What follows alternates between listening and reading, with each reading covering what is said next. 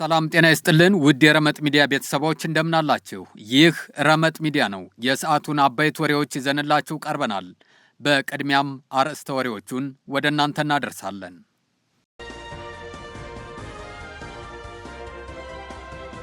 ጠቅላይ አቃቢ ሕግ በወታደሮቹ ላይ የሞት ቅጣት ፈረደባቸው። አሜሪካን ጨለማ ወረሳት። የሀገሪቱ ከፍተኛ ወታደራዊ ማዕረግ ባለቤት የሆኑት ጄኔራል የዲሲፕሊንና የሕግ ጥሰት ፈጽመዋል በሚል ምርመራ ተከፈተባቸው።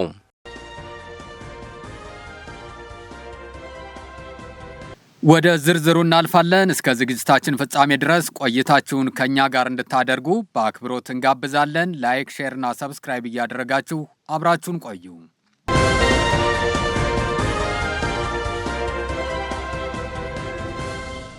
አሜሪካን ጨለማ ወረሳት። አብዛኛው የአሜሪካ ክፍል ከተለመደው በላይ የከፋ ቅዝቃዜን ወደሚያስከትልበት የክረምት ወቅት መግባቱን ተከትሎ በርካታ የአውሮፕላን በረራዎች ሲሰረዙ የኤሌክትሪክ ኃይል አቅርቦት መቋረጡም ተነግሯል። ከ200 ሚሊዮን በላይ አሜሪካውያን በሚኖሩበት አካባቢዎች በሚከሰተው በዚህ ቅዝቃዜ ቅዳሜ ብቻ ከ4000 በላይ በረራዎች ሲሰረዙ ከ160,000 በላይ የሚሆኑ ተጠቃሚዎች የኤሌክትሪክ ኃይል አቅርቦት ተቋርጧል።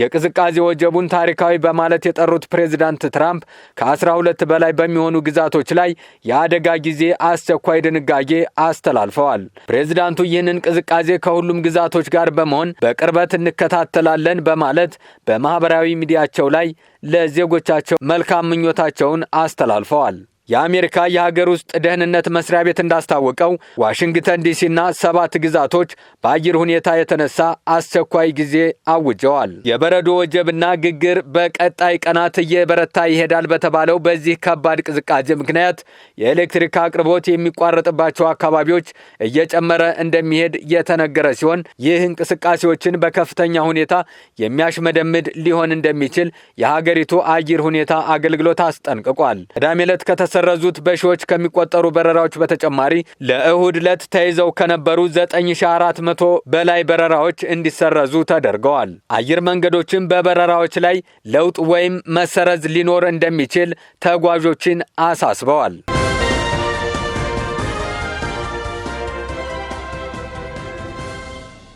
ጠቅላይ አቃቢ ሕግ በወታደሮቹ ላይ የሞት ቅጣት ፈረደባቸው። በሱዳን እየተካሄደ ባለው የእርስ በርስ ጦርነት ኢትዮጵያን ጨምሮ ከተለያዩ ሀገራት የመጡ ቅጥረኛ ተዋጊዎች እንደሚገኙ የሱዳን ባለስልጣናት ተናገሩ። በጦርነቱ ተሳታፊ የሆነው ፈጥኖ ደራሽ ኃይል የውጭ ሀገራት ቅጥረኛ ተዋጊዎችን እንደሚያሰልፍና የተያዙም እንዳሉ ባለስልጣናቱ አሳውቀዋል። የሱዳን ጠቅላይ አቃቢ ሕግም የሱዳን ጦር ኃይልን በመቀናቀን ከሚዋጋው የፈጥኖ ደራሽ ኃይል ጋር ተሰልፈው ሲዋጉ ነበር ባላቸው ከ120 በላይ የውጭ ሀገር ቅጥረኛ ወታደሮች ላይ ክስ መስርቷል። በሱዳን ጦር ኃይል የሚመራው የሱዳን መንግስት ጠቅላይ አቃቢ ሕግ ኢንቲሳር አህመድ አብደል ሙታአል የወንጀል ክስ የቀረበባቸው የውጭ ሀገር ተዋጊዎች የተለያየ ዜግነት ያላቸው መሆናቸውን ገልጸዋል። አቃቢ ሕጓ እንዳሉት ቅጥረኛ ወታደሮቹም 3 ዓመት ሊሞላው በተቃረበው የሱዳን የእርስ በርስ ጦርነት ውስጥ በጀነራል ሐምዳን ዳጋሎ ከሚመራው ፈጥኖ ደራሽ ኃይል ጋር በመሰለፍ በመዋጋታቸው ነው ክሱ የቀረበባቸው። የሱዳን ባለስልጣናት ፈጥኖ ደራሽ ኃይሉ ከሱዳን ጦር ሰራዊት ጋር በሚያካሄደው ጦርነት ውስጥ አባላቱን ለማጠናከር የሚዋጉለትን ቅጥረኛ ወታደሮች ከተለያዩ አገራት እየመለመለ ያሰልፋል ሲሉ ይከሳሉ። ፈጥኖ ደራሽ ኃይሉ ከጎረቤት ሀገራት ከኢትዮጵያ፣ ከደቡብ ሱዳን፣ ከቻድና ከደቡብ አሜሪካ ደግሞ ከኮሎምቢያ ቅጥረኛ ወታደሮችን እንደሚመለምል ባለስልጣናቱ አመላክተዋል።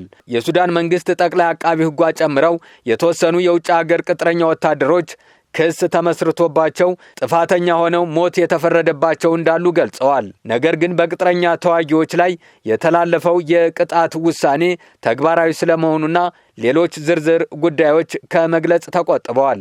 በሱዳን ጦር ኃይሎች አዛዥ በጀነራል አልቡርሃንና በፈጥኖ ደራሽ ኃይሉ መሪ በጀነራል ዳጋሎ መካከል በተፈጠረ የስልጣን ፉክክር በተቀሰቀሰው የሱዳን የእርስ በርስ ጦርነት በ10 ሺዎች የሚቆጠሩ ሰዎች ሕይወት ሲጠፋ ሚሊዮኖች ደግሞ ተፈናቅለዋል።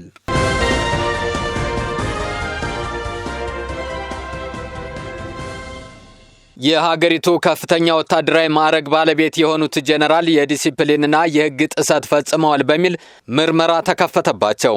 ምርመራ የተከፈተባቸው ከፍተኛ የቻይና ወታደራዊ አመራር ሲሆኑ የቻይና መከላከያ ሚኒስቴር በተከሰሱት ጄኔራል ዣንግ ዩጂያ ጉዳይ ዝርዝር መረጃ ከመስጠት ተቆጥበዋል። ግለሰቡ የፕሬዝዳንት ዢ ጂንፒንግ የቅርብ ሰው ሲሆኑ ሌላኛው ከፍተኛ ወታደራዊ መኮንን ጄኔራል ሊዩ ዢንም ምርመራ እንደተከፈተባቸው ሚኒስትሩ አስታውቋል። ምንም እንኳ ሚኒስትሩ ዝርዝር መረጃ ባይሰጥም ብዙውን ጊዜ ባለስልጣናት የዲሲፕሊን ጥሰት ፈጽመዋል ተብለው የሚከሰሱት በሙስና ሲጠረጠሩ ነው ተብሏል። ቻይና ካለፈው ጥቅምት ጀምሮ 9 ከፍተኛ ወታደራዊ መኮንኖችን ከስልጣን ያነሳች ሲሆን ይህም ለዓመታት ታይቶ የማይታወቅ መሆኑ ተዘግቧል። የ75 ዓመቱ ዣንግ የማዕከላዊ ወታደራዊ ኮሚሽን ምክትል ሊቀመንበር ሲሆኑ አለቃቸው የሀገሪቱ ፕሬዝዳንት ጂንፒንግ ናቸው። አልፎም 24 ግለሰቦች የሚመሩት የሀገሪቱ ውሳኔ ሰጪ አካል የሆነው የፖሊት ቢሮ አባል ናቸው። የጀነራሉ አባት ከቻይና ኮሚኒስት ፓርቲ መስራቾች መካከል ሲሆኑ ስማቸው በጉልህ ይነሳል።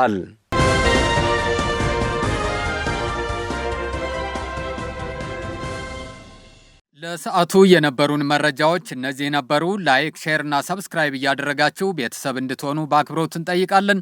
አብራችሁን ስለቆያችሁ ከልብ እናመሰግናለን። ጤና ይስጥልን።